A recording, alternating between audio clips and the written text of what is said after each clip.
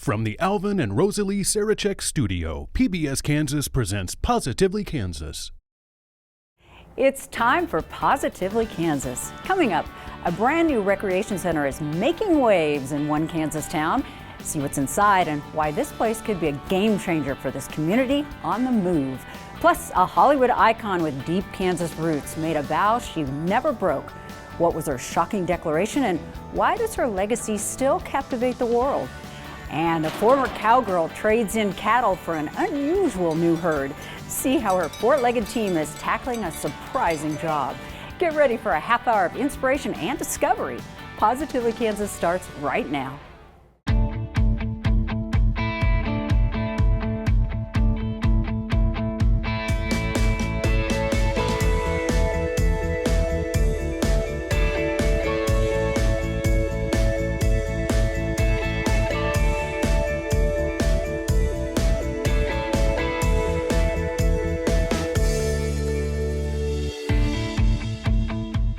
There's a game changer in Valley Center, a state-of-the-art recreation center that's ready to help locals get fit, have fun, and be proud of their community.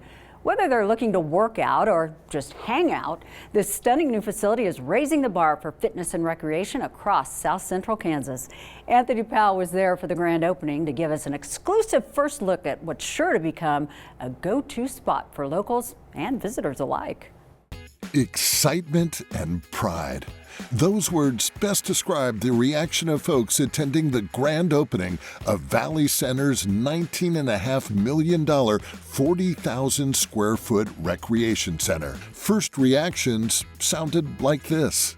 It's unbelievable. Just how nice it was. Just today, I bet we have 300 people walking through the doors just for tours, and nothing but great feedback. So it's been super exciting. There is truly something for everybody, from machines and free weights to an indoor track and plenty of cardio equipment. As you've already seen, everything in this new rec center is state-of-the-art. Check out these rowing machines. They come with a water tank to make the rowing much more smooth and provide additional resistance. There's also a beautiful indoor pool and plenty of options for those who like being on a court. So we have a basketball gym with two basketball courts, 3 pickleball courts, a volleyball court. Group fitness classes are also available. It just helps keep me motivated, honestly. I mean, I do better with a group workout, so I think that's great. It wasn't easy, though, to get to this point of completion.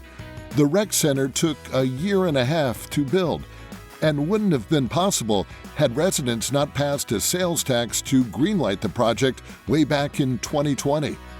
But surveys showed a rec center was a top priority. And now that it's done, folks couldn't be happier. It's fabulous. I'm so excited for the citizens of Valley Center and just what it's going to mean to our community. It's a bright spot, and it's very important to have some place like this that's everybody can congregate and just have a great time and work out together. The new Valley Center Recreation Center. Eye-catching from the outside. Incredibly impressive on the inside. In Valley Center, I'm Anthony Powell for Positively Kansas. You don't have to be from Valley Center to use the new rec center. Anyone in the metro area is invited to check it out. You can stop by or check out their website, valleycenterrecreation.com. Of all the famous people to hail from Kansas, few have stories more steamy and controversial than silent film diva Louise Brooks. This Hollywood vamp lived in Kansas during 2 different periods of her life and then made a dramatic declaration she kept till her dying day. Jim Grayway shows us why people around the world are still so fascinated with the life of this notorious silver screen siren. She has this timeless, enduring, universal appeal. She was a new type of actor in Hollywood. She didn't come across as a stage actor. She had what was considered more of a naturalistic presence. Well, Louise Brooks was a notable young lady, famous especially for being one of the sexiest creatures that's ever been filmed, I think. From the mid-1920s to the mid-30s, Wichita's Louise Brooks was one of the great stars of Hollywood. Her classic beauty and natural acting style made her a box office hit. But her independent, nonconformist personality made her a real handful for studio executives. She wrecked her own career and she knew what she was doing it, but she was Louise Brooks. She was not some producer's doll. And if she didn't want to do something, she didn't do it. And if that got her kicked out, well, there's other ways to make a living. After she was ousted from the film biz, Louise returned to Wichita, where she also created plenty of controversy. But let's back up a few years to 1906. Louise Brooks was born in Cherryvale, Kansas, to attorney Leonard Brooks and his wife, Myra. Her mother was the oldest of several siblings, and she ended up basically raising all of her siblings. And when she got married, she pretty much told Leonard that, if we have babies, they're going to raise themselves. I don't really want to have anything to do with it because I've done that already. Basically forced to fend for herself, Louise was easy prey for a perverted neighbor. She was molested at a young age by someone in her hometown of Cherryvale. Louise didn't tell anyone about it until years later and said that assault left her with a scar that never healed. Meanwhile, the Brooks family moved to Wichita when Louise was 14. Living in the big city, that gave her more opportunities to pursue her emerging talent for dance. By her 15th birthday, the young Miss Brooks was wowing patrons of the Wichita art scene. Then she got the attention of the prestigious Denishon Dance Company. Well, there was a representative from the company that came through town, I think giving a performance on their own. And her tutor, her teacher at the time, approached this person and said, you ought to see Louise. And when they did, they just swooned and said, come to New York City and we'll make you even better than you already are. I think she was a typical kid in a lot of ways, but she was kind of also a dance prodigy. And she was ambitious as a kid, dreaming of a life away from Wichita, which I think as a kid, as a teenager, she found maybe a little too restrictive. Her parents let the 15-year-old Louise move to New York under the supervision of her dance teacher, Alice Mills. This part of Louise's life is dramatized in the recent movie The Chaperone, based on a novel by KU professor Laura Moriarty. The year is 1922. It starts in Wichita, that this older chaperone who came of age in 1910 is going on a road trip with this young, soon-to-be flapper. Louise's chaperone got her situated, and then the chaperone headed back to Wichita. Louise, meanwhile, became a big hit on the dance stage, but her rebellious attitude and off-screen antics got her fired. She kind of got into trouble just about everywhere she went. She then got a job with the Ziegfeld Follies. And then, after a love affair with Charlie Chaplin, she landed a contract with Paramount Pictures. All this, and she wasn't even 20 years old. On screen, everybody loved her. There's something extra cinematic about Louise Brooks. But after a couple dozen movies, Louise was again kicked to the curb. She never really liked working in the movies very much. And she didn't have a good relationship with the producers, and it all kind of came to an end. Barely 30 years old and all washed up, Louise's extravagant spending habits had left her broke. She had no alternative but to come back to Wichita. She moved in with her parents and opened a dance studio in the Dockham building here at Douglas and Hillside. I can imagine after the life that she had in the 20s and 30s in Hollywood, in New York City, in Germany, in England, Wichita probably looked really, really provincial to her. And it was, I imagine, with a lot of chagrin that she even came back here in the first place. Turned out a lot of parents in Wichita didn't want their kids to take dance lessons from someone with such a reputation. Well, she was a drinker, and she liked to party at times. Wichita was still pretty conservative. They wouldn't tolerate a lot of the wild behavior that a person could get away with in New York City. She was not in any way embarrassed by her private life, which was considered rather remarkable even by the standards of Hollywood, much less the standards of Wichita. After her dance studio failed and she got busted by cops for a crime called lewd cohabitation, Louise had had it with Wichita. Before boarding the train back to New York, she vowed to never return. She didn't like Wichita. Wichita didn't like her. Her family, though, never left, and by contrast, were pillars of the community. Louise's father went on to become Assistant Attorney General of Kansas in 1945. Her brother Ted worked as a reporter for the Wichita Eagle. And his son, Daniel, recently retired as a Sedgwick County District Court judge. After more rough years of drinking and working as an escort in New York City, Louise landed in Rochester, New York. There, she lived a reclusive life, writing essays for film magazines. Louise Brooks died in 1985 at the age of 78. And she had made good on her vow never to return to Wichita. For Positively Kansas, I'm Jim Grayway. Even though Louise vowed to never return to Wichita, many personal artifacts of hers certainly have. A lifetime collection of Louise Brooks' essays, correspondence, photos, and diaries are available to view at the Wichita State University Library. Well, she's known as the Goat Lady. Mary Powell was a Kansas cowgirl for nearly 3 decades, then switched from herding cattle to grazing goats. Reporter Chris Frank shows us why Powell's herd is in big demand. Most people probably aren't chomping at the bit to start their workday, but these goats are. They can't wait to go to work. And it's one of the coolest things to see when their boss, Mary Powell, signals the start of their workday. Come on, girls, it's time to get to work.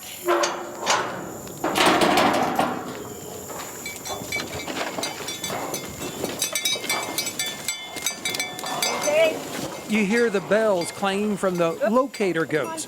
What you won't hear is any protesting or back talk from these goats. For them, going to work means it's mealtime, and eating is their favorite pastime. They have a high metabolism, and they're always hungry. That sounds like me sometimes. Administrative Assistant Penny McLaughlin shoos the goats on. The goats need to move deeper into the brushy areas of this property. This job is near the small town of Elmont, north of Topeka. It's a target-rich area for the goats, with plenty of brush and weeds to munch on. We got 2 neutered males on the crew, the rest are female. In case someone wants to know why there aren't any billy goats in this herd, well, the quick and easy answer from Powell is billy goats are disgustingly stinky. As you can see, they've already disappeared into the brush. Disappeared, it seems. But Powell says what they do is scout out their surroundings and perimeters, nibbling and sampling the vegetation along the way. Sort of like checking out what's on the menu, the buffet, or dessert table. Then they circle back, eating along the way. They don't have to be micromanaged once they're on the job. They know what they're doing. They're the professionals. I'm just the taxi driver. Well, actually, she's really more than that. I cowboyed for 27 years. But cowboying, as she put it, can be a tough life. Not that herding goats is without its own challenges. Powell had to give up ranching and herding cattle after a cow trampled her, injuring her back. So a few years back, 2016, she decided goats were more manageable for her. She started her company, Barnyard Weed Warriors, and runs it from Longton in Elk County. Since then, she's been hiring the goats out for grazing properties all over Kansas. Well, they basically are getting the best nutrition you can get. I mean, most people run their goats and they feed them hay and grain, but goats were designed to be weed eaters. They're browsers. They're like deer. And they go out and they pick the woody plants and the plants that are undesirable. Those are many of the same plants which can turn an otherwise attractive piece of property into something unsightly when overgrown. But they prefer the junk, They're the nature's garbage disposal. They were the original weed eater. And here all this time, I've been using a weed eater with a nylon string attached at the end. Mary's worked with these goats for so long, she knows each one of them by name, and not only that, she knows them by their voice. One of the hardest parts of the job for Pal and her helpers is setting up electric fencing to keep the goats enclosed. They have to use a powered weed whacker to clear a path. But if a goat manages to get loose, one of Pal's border collies will round it up. Fly! Oh! Look at that face. Her exuberance exceeds her intelligence at this age. The collies help her supervise. Sometimes border collies are like a child with ADHD that has had a 10-pound bag of M&Ms. They're very hyper. They're workaholics. Down. Fly down. Fly down. All the way down. Come on. Pal didn't need the dog whisperer to train her dogs. Girl, stay. She trained them herself. I just stay in tune to my dogs, and they tell you how to command them. Watching over the goats gives Pal time for another passion of hers, writing cowboy poetry and reciting it in competitions like the National Cowboy Poetry Rodeo. Every rancher has one. That cow who came from hell. She's pure evil and obnoxious. She'll run you down as well. Her eye is always on you. Her calf is never near, but she'll run over you any time of the year.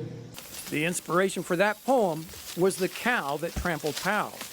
These goats don't run her over and don't talk back, but they occasionally bellow. If they start acting up or something, if I get tired of them, I can always sell them, or I could eat them. But so far, she says it's been a great working relationship. What she says has surprised her the most is the reaction from customers and their neighbors when they know the goats will be coming.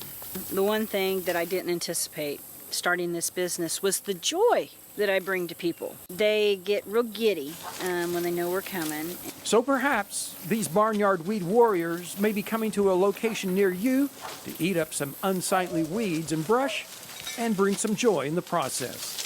From Shawnee County, this is Chris Frank for Positively Kansas. If you'd like to find out more about Pal and her weed-eating goats, her website is barnyardweedwarriors.com.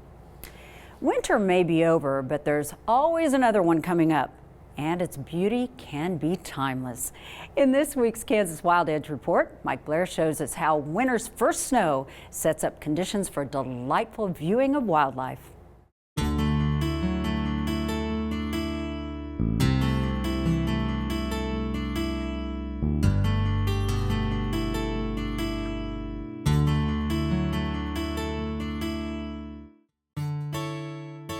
If you're in the mood for a magical outdoors experience, here's a recipe. Start with abundant berries and remnant foliage of late fall. Poison ivy is a good bet, but more colorful are the berries of sumac, honeysuckle, wahoo, buckbrush, and hawthorn. Take an autumn hike or a slow drive to find the best places. Add birds. Species that stay through winter are seed eaters, and they concentrate on abundant food sources throughout their habitats. Find shrubs and trees with loads of small berries, and hungry birds will visit at mealtime. Many are brightly hued, adding to already colorful woodland vignettes. Be sure to bring a camera. Finally, add snow.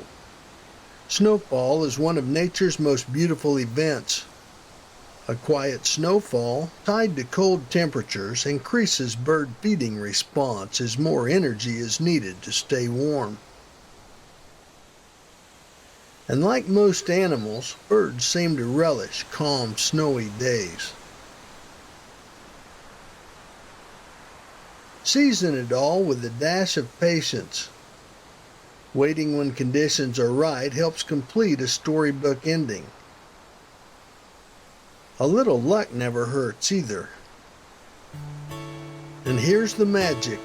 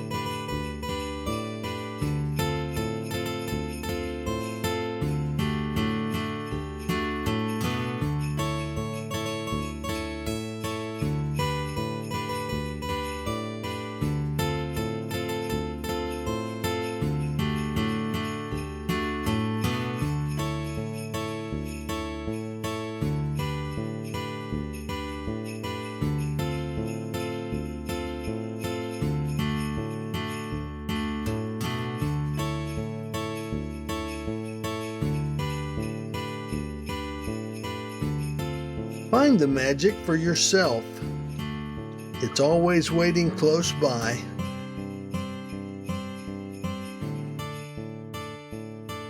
I'm Mike Blair for Positively Kansas. That's a wrap for this week. Positively Kansas at kpts.org is our email address if you have a question, comment, or story idea. I'm Sierra Scott. Thanks for watching. See you again soon.